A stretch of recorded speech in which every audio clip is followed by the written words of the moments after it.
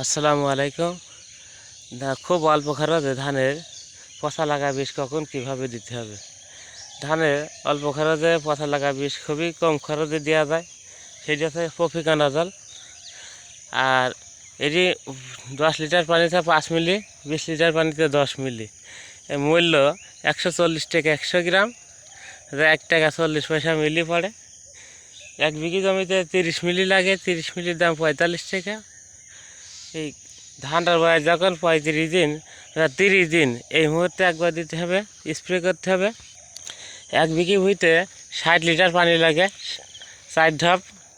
মাঝারি ঢাপ হলে 4 ঢাপে আপনার খরচ পড়বে 30 লিটারে 45 টাকা। আর ধানের বয়স যখন 60-65 দিন, মানে থোড় হইনিকে হতে যাচ্ছে, ওই সময় একবার দিতে হবে আবার ওই প্রফিকনাজল।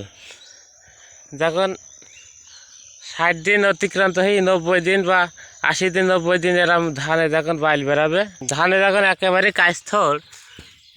কাঁচথোড় বা বাইল বেরিয়ে গেছে এরম দেখা যাবে, এই যে এরম দেখা যাবে, সেই মুহূর্তে একবার স্প্রে করতে হবে। এইটি স্প্রে করতে হবে একটু দামে বেশি, এটি ব্ল্যাকুইনে আছে ডাইফেকনাজল ও প্রফিকনাজল। আর আগে যে 2বার শুধুমাত্র প্রফিকনাজল লেখা আছে, প্রফিকনাজল 150, ওইটি স্প্রে করলে 45 টাকা। আর এটি ডাইফেকনাজল 1 মিলি 4 টাকা কেজি। তো আপনার লাগবে 1 বিঘি জমিতে 30 মিলি, 30 মিলির 34 120 টাকা খরচ হবে আপনার এই পচা লাগা। সেই সাথে ধানিগল বিষ, ধান হলে ধানের হোলডিনি লাগা দূর করে, একেবারে নিমেষেই শেষ হয়ে যাবে।